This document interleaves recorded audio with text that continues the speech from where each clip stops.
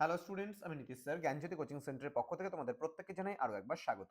তো স্টুডেন্টস, আজকে আমি তোমাদের সঙ্গে আলোচনা করব এনইপি 4 ইয়ার আন্ডার গ্র্যাজুয়েট প্রোগ্রামের অধীনস্থ যে সমস্ত ছাত্রছাত্রীরা যারা নর্থ বেঙ্গল ইউনিভার্সিটি আন্ডার বিভিন্ন কলেজগুলোতে পড়াশোনা করছো, সরি নর্থ বেঙ্গল নয়, কল্যাণী ইউনিভার্সিটি আন্ডার বিভিন্ন কলেজগুলোতে পড়াশোনা করছো, তাদের জন্য আজকে first semester minor Bengali suggestion 2025-26 জন্য আলোচনা করব।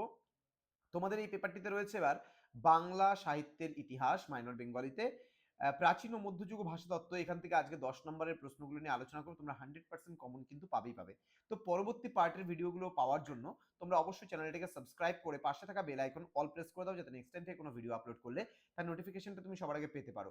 এছাড়া অনলাইনে যারা ভাবছো আমাদের ক্লাস জয়েন করবে, নোটস নেবে, তারা অবশ্যই যোগাযোগ করো আমাদের অফিসিয়াল নাম্বার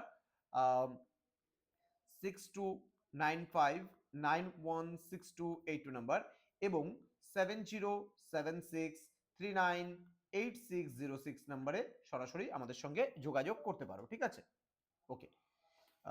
তো চলো শুরু করছি আজকের ক্লাসটি। ভীষণ গুরুত্বপূর্ণ, কোন কোন প্রশ্নগুলো তোমাদের পড়তে হবে সেই নিয়ে আজকে বিস্তারিত আলোচনা হবে। ঠিক আছে, চলো প্রথম প্রশ্ন দেখো তোমাদের কি দেওয়া আছে এখানে। চণ্ডী মঙ্গল কাব্য রচনায় কবি মুকুন্দ চক্রবর্তীর যে প্রতিভা, সেই প্রতিভা আলোচনা করো বলেছে। ঠিক আছে, নেক্সট বলছে রামায়ণের অনুবাদক রূপে কবি কৃত্তিবাসের অবদান আলোচনা করো।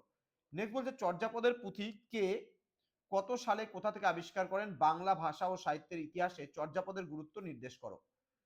নেক্সট রয়েছে অভিসার কাকে বলে, এই পর্যায়ের শ্রেষ্ঠ কবিকে, তোমার পাঠ্যে কণ্টক গাড়ি কমল সম পদতলে যে পদটি রয়েছে তা বিশ্লেষণ করে এর সাহিত্যিক ও আধ্যাত্মিক তাৎপর্য নির্দেশ করো।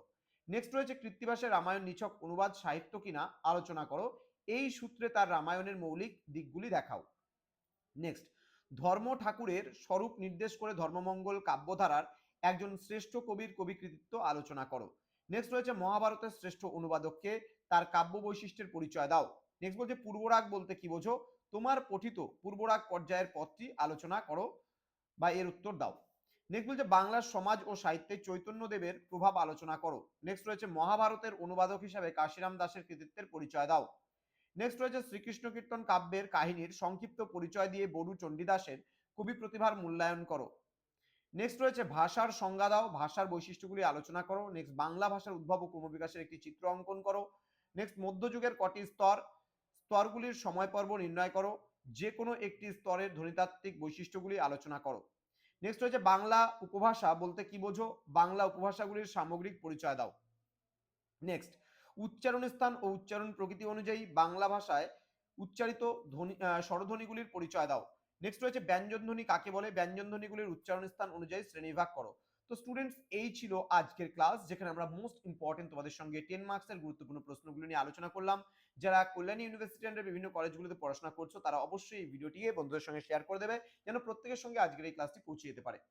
দেখা হচ্ছে খুব তাড়াতাড়ি আরো একটা নতুন ক্লাস নিয়ে তোমাদের সঙ্গে। তোমরা প্রত্যেকেই ভালো থেকো, সুস্থ থেকো। Thank you so much, thanks for watching after all, thank you.